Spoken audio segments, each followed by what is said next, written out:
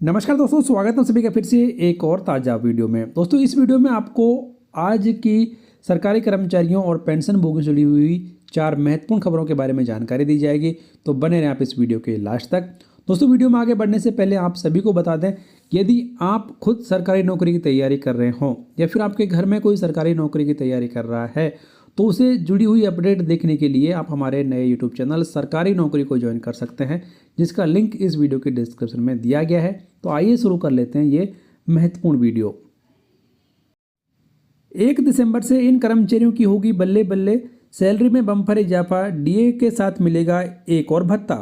1 दिसंबर से राजस्थान के कर्मचारियों की बल्ले बल्ले होने वाली है।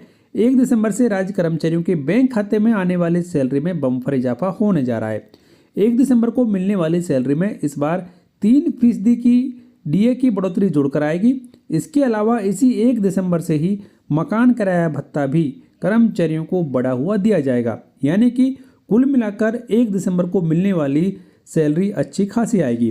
राज्य सरकार ने पिछले महीने 24 अक्टूबर को केंद्र सरकार की तर्ज पर कर्मचारियों का डीए 3% बढ़ाया था। राज्य में पहले कर्मचारियों को 50% डीए मिल रहा था, जो कि बढ़कर 53% हो गया और यह डीए 1 जुलाई से दिया जाएगा। इसमें वित्त विभाग ने आदेश जारी किया था और कहा था जुलाई, अगस्त, सितंबर और अक्टूबर इन 4 महीने का डीए कर्मचारी के पीएफ खाते में जमा किया जाएगा। वहीं नवंबर महीने से 3% डीए की राशि कर्मचारी की सैलरी के साथ में दी जाएगी। तो नवंबर महीने की सैलरी 1 दिसंबर को दी जाएगी, जिसका फायदा कर्मचारियों को उनको मिलने वाले मकान किराए भत्ते के रूप में भी होगा, क्योंकि सरकारी नियमों के अनुसार महंगाई भत्ता 50% से अधिक होने पर एचआरए बढ़ा दिया गया है। अब शहरों की श्रेणी के अनुसार नई बढ़ोतरी होने पर एचआरए 10% और 20% किया गया है।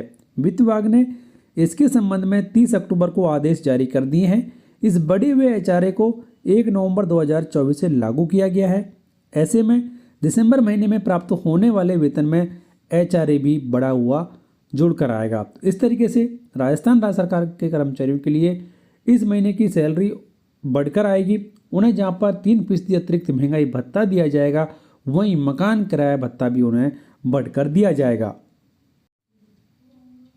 सीआईएसएफ के जवानों के लिए खुशखबरी, रिटायरमेंट के दिन ही मिलेगा भत्ता और शुरू होगी पेंशन। सरकार ने शुरू की नई सर्विस। दोस्तों एक महत्वपूर्ण जानकारी सीआईएसएफ के सभी जवानों के लिए। तो अगर आप खुद या आपके परिवार का कोई सदस्य सीआईएसएफ कर्मचारी है तो ये खबर आपके काम की है।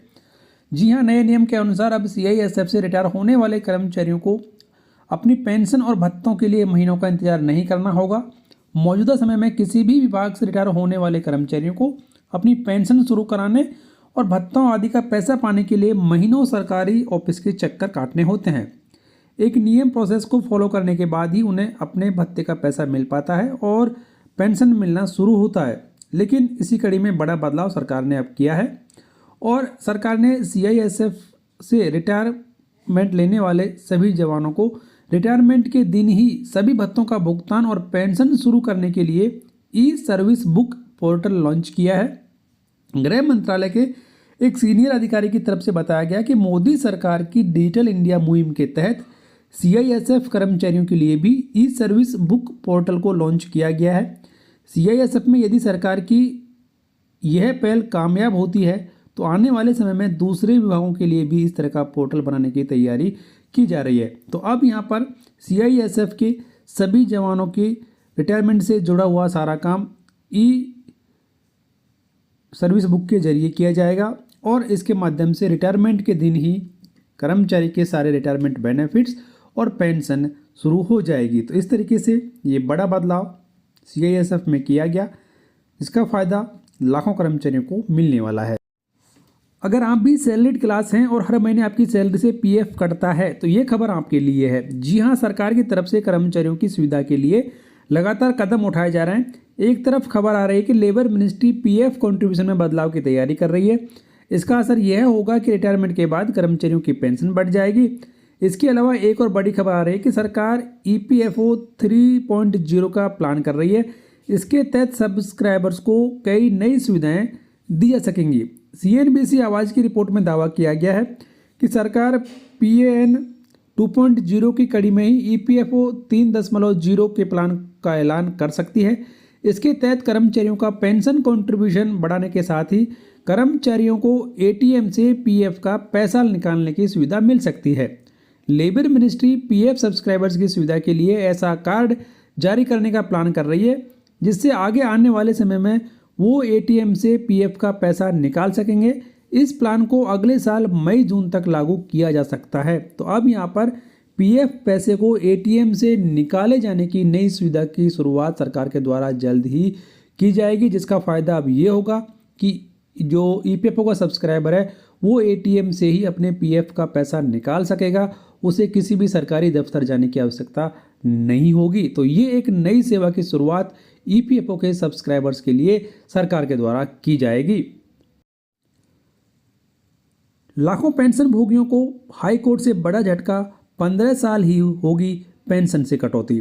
जी हाँ दोस्तों, एक महत्वपूर्ण जानकारी यहाँ पर निकल कर रही है। फिलहाल पंजाब के 6 लाख पेंशन भोगियों को पंजाब हरियाणा हाईकोर्ट ने बड़ा झटका दिया है। हाईकोर्ट ने कमिटेड पेंशन की राशि वसूलने को चुनौती देने वाली करीब 800 याचिकाओं को खारिज कर दिया है। सेवानिवृत्ति के 15 साल तक यह राशि वसूली जाती है। याचिकाओं में बताया गया कि नियमों के अनुसार सेवानिवृत्ति के समय सरकारी कर्मचारी अपनी मासिक पेंशन का अधिकतम 50% कमिटेड कर सकता है। सेवानिवृत्त कर्मचारी को यह राशि एक मुश्त दी जाती है। याचिका में कहा गया है कि इस राशि पर 8% ब्याज वसूलने का प्रावधान है, लेकिन सरकार मनमाने तरीके से इसकी वसूली कर रही है। याचिकाकर्ता ने बताया कि लोन के रूप में ली गई राशि की कटौती हर माह मिलने वाली पेंशन से होती है। सरकार एक फॉर्मूले के तहत ब्याज लगाते हुए यह राशि वसूल करती है। याचिकाकर्ताओं ने कहा कि एक और यह कटौती 11.5 वर्ष में पूरी हो जानी चाहिए। ऐसा न करते हुए सरकार 15 साल तक पेंशन से यह राशि काट रही है, जो कि पूरी तरीके से गलत है। याचिकाकर्ता ने कहा कि सरकार को इस प्रकार से मनमाने तरीके से ब्याज वसूलने का अधिकार नहीं दिया जाना चाहिए। याचिकाकर्ताओं में हाईकोर्ट से यह अपील की गई थी कि अतिरिक्त राशि की वसूली पर रोक लगाई जाए। हाईकोर्ट ने कहा कि इस प्रकार के मामलों में अदालत का दखल ठीक नहीं है। इस मामले में याचिकाकर्ता ऐसा साबित करने में नाकाम रहे कि उनके साथ कोई अन्याय हुआ है। इसी की वजह से हाईकोर्ट ने यह याचिका खारिज कर दी और 15 साल तक ही कमिटेड पेंशन की रिकवरी जारी रखने का आदेश दिया है। हालांकि इसके संबंध में तेलंगाना हाईकोर्ट के द्वारा कर्मचारियों के हित में फैसला दिया गया और वहाँ पर यह कहा गया कि जब कमिटेड पेंशन की रिकवरी पूरी हो जाती है तो 15 साल तक रिकवरी नहीं की जाए। जब रिकवरी पूरी हो जाती है उस समय पर ही कमिटेड पेंशन की रिकवरी रोक दी जाए। लेकिन अलग अलग न्यायालयों के द्वारा अलग अलग फैसले इस मामले में दिए जा रहे हैं। अब उम्मीद यहाँ पर है कि कार्मिक विभाग के द्वारा कोई एक ऐसा आदेश जारी किया जाए जिसमें इस मामले को स्पष्ट किया जाए। तो ये कुछ आज की महत्वपूर्ण जानकारियाँ, ताज़ा खबरें सरकारी कर्मचारियों और पेंशन भोगियों के लिए। तो ऐसी ही लेटेस्ट और फ़ायदेमंद जानकारी देखने के लिए बने रहें आप हमारे यूट्यूब चैनल के साथ।